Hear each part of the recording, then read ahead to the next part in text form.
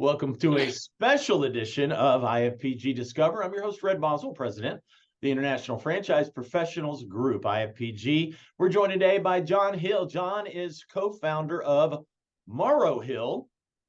I'll let John tell you about them, but if you're in real estate, if you're in franchising, if you have any need for any help in real estate, you're going to find this one fascinating because these guys are leading the industry on what's happening in franchise real estate and securing franchise locations for your franchisees. Jonathan, welcome to IFPG Discover. Glad to be here, Red. Good to be talking with you as always, and excited to share some notes with you.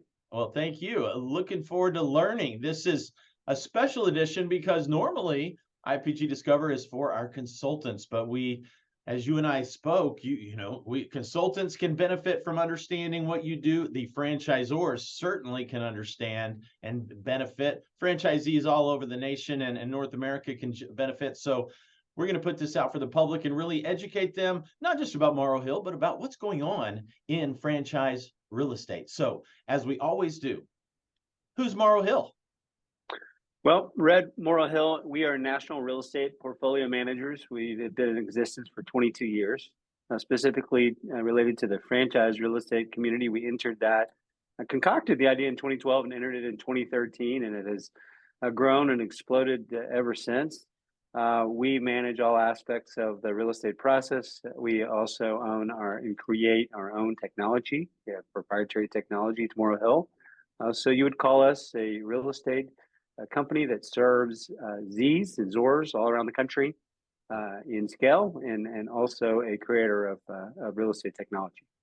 And based in beautiful Dallas, Texas. Now, that's right. Are there any states you don't support?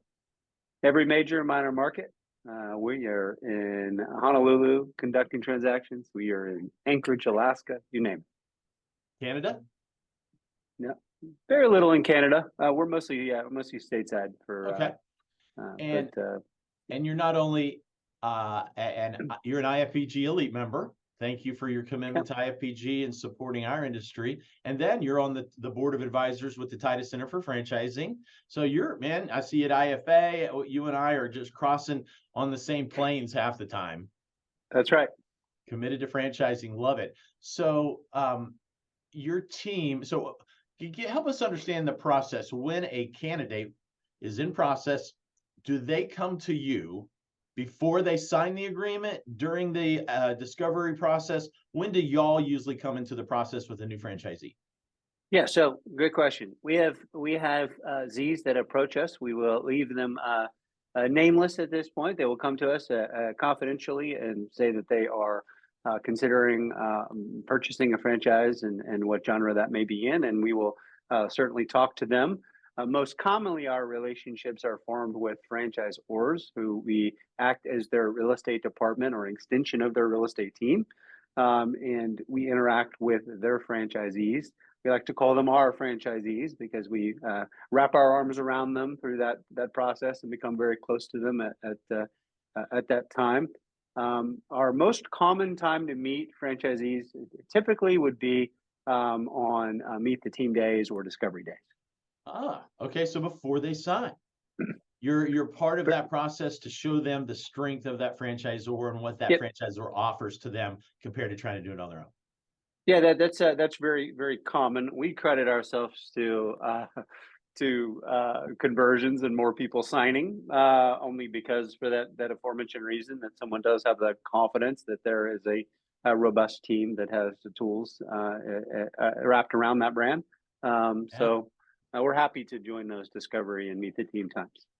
John, before we jump into that topic of tools that you guys have created, I'd love to understand more the financials of this process. So the Zor's introducing you, or maybe the Z went right to you regardless. How do y'all get paid? Yeah, so we get paid similar to a buyer's agent in a residential transaction. So that's how we're compensated, and that's customary. And that has been customary really since the late 70s.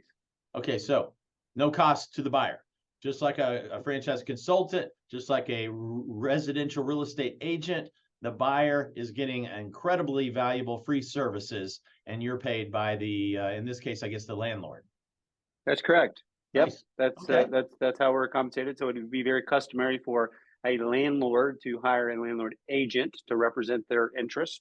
Their job is to represent that asset, and our job would be the exact opposite, to represent and be a tenant advocate. And by the way, we exclusively represent tenants, end users, and buyers of commercial space. So we Okay. have zero listings of any kind. So we analyze the options through the same lens that a franchisee and a franchisor would have. So there's no conflict there. Nice. Okay. Love that. So let's go deeper on those tools. What sets y'all apart in this technology arena for real estate? I haven't got a clue. Yeah, great.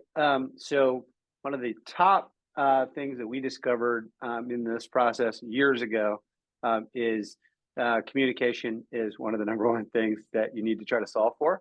And especially in franchising, you have to understand this may be a teacher that's been a teacher for 30 years. They're doing a 401k rollover. No offense to their acumen to the business, they may not have much related. This is their first time they've ever done this. And how does the franchisor have transparency to help and guide the franchisee along the way, as opposed to just sending them out and just hoping that all of this works out? So we've created a tool called Vision Track, which is a project management tool geared and built for the franchising industry that allows everyone to be lock and step with each other, and also work with other critical players that are part of the process. I like to call them players, not vendors. I despise that word. But we work with, say a sign vendor or a real estate, like say a project management person, someone who's going to oversee construction, or a brand architect, so they can dial into that system and understand and anticipate the steps, as opposed to being so reactionary to things that happen. And so that's what that tool does. Neat feature about that tool is that we give it to every single brand complimentary. We do not license it; it's complimentary. And it is widely used every day by thousands and thousands of franchisees. Wow. No charge for it. So even if the brand maybe isn't working with you on this location, they still have access to this tool? That's correct. Yes. Now we have other tools that do have cost associated with them. We have an unbelievable analytical mapping environment called Vision Map Analytics, and we license that tool and that technology to brands. We have onboarding fees and we have recurring monthly fees. The interesting piece about this is our competition is not a real estate company. I won't mention the name of any of the competitors, but we have the ability to pilfer from the real estate side, in some cases, and feed technology side.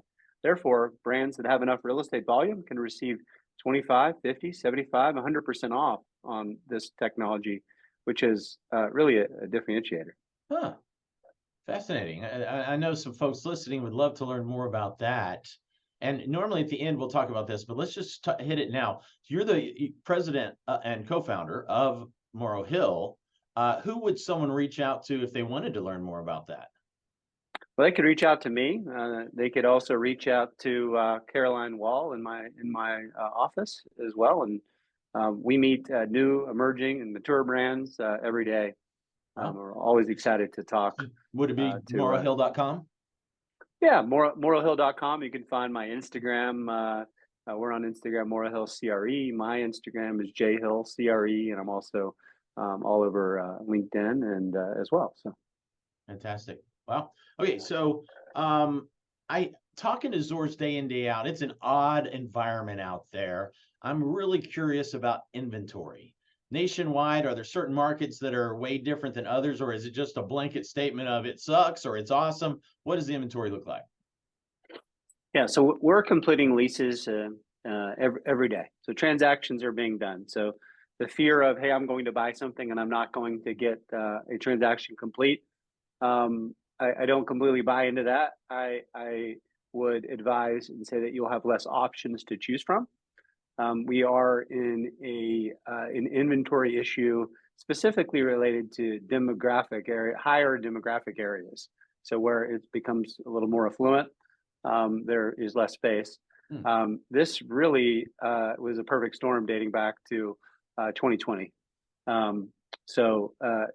This has a little bit to do with COVID. This has a little bit to do with supply chain. This has a little bit to do. This is a mixture.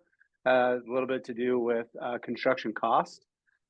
This has a lot to do with the Great Resignation, and a lot of entrepreneurs became entrepreneurs overnight, I think.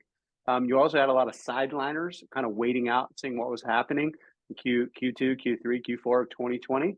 And it became a frenzy, a feeding frenzy. By 2021, there was a high volume of an influx of people that were in the beginning stages of the real estate. So you have you do have an inventory issue, where you do have a more demand than you do have supply. Wow. But there's certainly things you can do.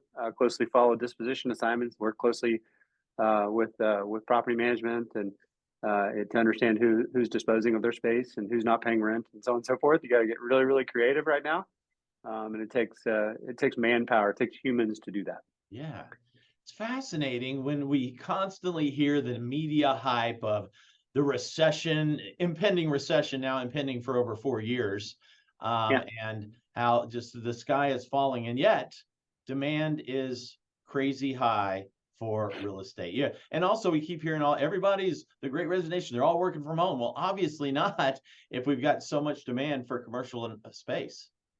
Yeah. Yeah, most of it's driven by experience-related retail. There's no lie that you can't hide the fact there's some soft good retailers who have shuttered the doors, but experience, a lot of FEC, family entertainment center groups are backfilling some of these spaces. Some of them are being repurposed for multifamily, and so we're seeing them fly off the shelf. Wow, nice. So speaking of fly off the shelf, give us an insight on time frame from that first conversation, the first conversation, to the commitment to work with you to ultimately closing a lease deal. Yeah, well, we like to say we shovel the snow. The sold's not open theory. So we want to get it done quick. And with our dedicated client team, we think we do that really fast. And that's why a lot of brands gravitate towards Morrow Hill to deliver and execute upon that. So to answer your question, our goal is 120 days or less, generally speaking. There are some outliers to that. And there also is an argument to going too fast. Sure. If you go too fast, if you think about it, you could potentially leave money on the table for your franchisee, and that's not what we want to do. We want to set up our franchisees for success and get everything we possibly can out of an ownership. And so there's some times where you may want to pump the brakes in negotiations and free up some time, maybe go dark in negotiations, and that would be to the benefit of the franchisee, and that's important. Absolutely. Good to know. And with your resources, you can certainly negotiate with the best of them. I imagine with all the deals you're doing, you understand what the market is, unlike just about anybody else out there, including myself. Jonathan, this is a topic I'd love to have at the IFPG Summit, frankly, our virtual summit in April, which is, let's just talk best practices for those franchisors and their applicable Zs regarding finding that commercial real estate. Yeah, 100%. I would love to participate in that. And there's a lot of little things you can do. And I consult with organizations quite a bit on little steps that you can take to make sure you implement the right process upstream to where you fire on all cylinders downstream. So well, let's talk some specifics. What would be some of those best practices? Let's say, whether they're working with you or not, what are some things that franchisors and their buyers could do? Well, one thing is, I think sometimes people will sign a franchisee and then rush towards the kickoff to real estate, which I think we should rush towards it. But I think we should be prepared. And there's a little small things, like, for example, I'm a big proponent of this form. I call it an all about me document. And also coupled with a territory, a copy of the territory. Financials, sometimes you can get that early, and sometimes that's not appropriate, and someone's not sharing that. Resume, bio, all about me document. What was your passion? Why did you buy this business? If you can unlock that, you can have a deeper relationship with the franchisee. There's usually a passion there, right? What is it? Very, very rarely will someone just say, well, I've invested in it because it makes a lot of money. That's nice, but there's usually a trigger. How many dogs do they have? What's their favorite football team? Silly, I understand, but these are things that help us create that bond. If they bought a 4-pack and we understood their territory before, and we worked closely with Fran Dev to see if there was a neighboring franchisee, those types of things we can prepare for a market rollout discussion, and how these locations should be strategically placed, and which one should go first and why.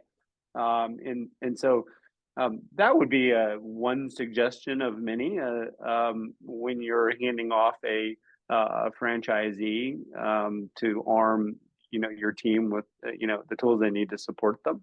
Yeah, making it human. Obvious. Got awesome. The attorney topic. Is that something y'all provide in house? Yeah, so we don't provide it in house. We have a list of I would say it's a list is probably putting it lightly, of hand selected attorneys that we have negotiated either flat fees with or reduced hourly, and we really like them to understand the brand. We entrench them in that, and it's an art. They have to be very aggressive, but you don't want them to be too aggressive to where they blow up the transaction that everybody works so hard to put together. So it truly is an art. So we don't review the lease in that regard from a legal perspective, but we do manage that process and oversee it, and make sure that it's not just going to never land and is actually still moving along the timeline. And the buyer would be responsible for paying the attorney. Yeah, generally speaking, it's customary for many reputable group will typically do what they call a conflict check. They look at and just to see if there's any conflict with representing that franchisee in that brand in that particular area, and then once they pass through that, they typically will do an engagement letter directly with the franchisee. I mean, we're talking about best practices. I'm a huge proponent of don't wait till you get to your lease to determine who your counsel is going to be. Sign their engagement letter. Don't pay a retainer or anything like that, but sign that during an LOI phase, because you could go through a conflict check and interviewing 2 or 3 attorneys to figure out who you're going to use, and that eats up several weeks during your lease process. So it's a good time to do it a little bit earlier during your LOI phase. Time kills deals, as we hear every day around here. They do, and it's very competitive right now. So you need to make sure that you're buttoned up and you're riding a few horses, not just one, nearly all the way to the end. And know that sometimes these are in many cases, they're interview processes. Interview processes with the attorney or with the interview process with the property in which you have a desire to go to. Yeah. Okay. Just because you like it and they seemingly like you doesn't mean that they're only, dating just you. They may be dating several others at the same time, and likely are. Yep. And you think you found your spot and it's gone tomorrow. Yeah. All of a sudden, some competitor or somebody in a completely different space in a similar size to you takes your space that you thought was yours. It's not yours until you have a fully executed lease on it, obviously. Yeah, understood. And as we wrap up, I want to go back to that human factor, the personalization of the industry. You learn so much about your candidates or the buyers that you're representing. Does that buyer work with one agent? Do they get to know them really well as well? Or is it they're working with Morrow Hill and it's different people on different days? Oh, yeah. So great question. Really kind of think, and I'll be brief with this, really kind of think about our company, people, process, technology. So our people are comprised of an account director. Funneling up through them are transaction managers. So think of them historically like brokers, and then regionalized research development professionals and analysts. So every brand, regardless whether they're going to do 3 transactions in a year or they're going to do 30 or 300, it doesn't matter. They all have a single point of contact. And so it's very tight knit. I mean, understanding the value proposition of the brand and fueling what makes this brand tick, we need to have that same passion that the Zor has. Because if we can present that in a way that that, I mean, we're their sales team. In many cases, you need to think about it that way, right? Most certainly, I would say we're probably one of the strongest when it comes to a connection with the brand, and So and the agent's no different. that primary agent, that primary contact at Morrow Hill is going to be, in some cases, at the discovery day, helping the franchisor move the process along. 100%. Love that. That's Yep, something you don't get much of elsewhere that I've seen. Fantastic. that's right. Jonathan, I know there's been a ton of value already given, and plenty of franchisors and perhaps Z's, even consultants, might want to talk to you and your team even more. So, any final thoughts? And then let's talk about how they get hold of you. Final thoughts. No, I mean, we're happy to, like I said, we meet with new companies all the time. I consult for free all the time, and I'm happy to talk to companies. And I never know where things are going to lead, and sometimes it leads to a business relationship, and sometimes it really leads just new franchise family members, and that's okay too. So I'm happy to lend my time and expertise to anyone who cares to listen. Love it. Well, appreciate you and all you're doing in franchising, for communities, for new entrepreneurs in franchising. It is a beautiful time to be in franchising, and you are helping so many people do it. We love working with Morrow Hill. Your team is first class. We appreciate you joining us today on IFPG Discover. Thanks, Jonathan. Thank you. Thank you. And here we are. I forgot to ask you how folks can contact you. How do they, there's so many folks wanting to talk more and learn more about Morrow Hill. MorrowHill.com. You gave us the Instagram handles you have, but they can reach out to you, phone number, email, perhaps? Yeah. Jonathan at morrowhill.com, JONATHAN at morrowhill.com. Again, my business Instagram, jhillcre. Our Morrow Hill Instagram, Morrow Hill CRE. On LinkedIn, not hard to find. And then you can text me. I'm open book, 214-392-4858. And if you've served me crazy ads, I'll just delete and block, and then we're good to go. Give that phone number one more time then. 214-392-4858. There you have it, friends. Enjoy. I look forward to hearing about a lot of successes working with Morrow Hill. Thanks again, Jonathan. You got it.